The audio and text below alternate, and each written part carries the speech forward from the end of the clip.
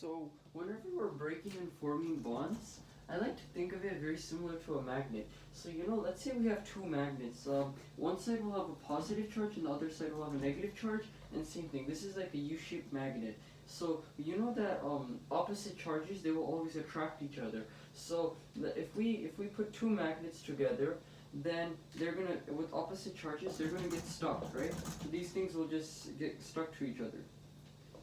But now if I want to break apart these magnets, right, if I want to break them, it takes energy. I have to put in energy, right?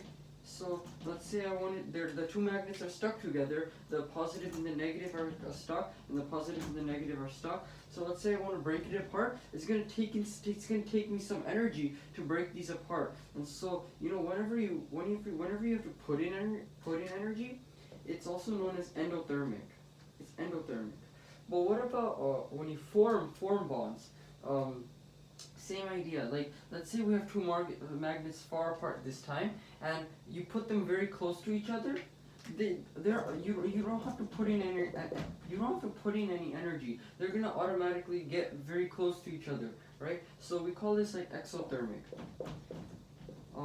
But really, the one that really makes sense is like, if you have two magnets and they're very stuck to each other, it takes energy to break them apart, like with your hands, right? So then it's also going to be just known as endothermic because you have to put in energy, and you can also say like energy is absorbed, right? Absorbed. So this applies to to bonds. Whenever you break bonds, you're absorbing energy or you're putting in energy, and it's an endothermic process.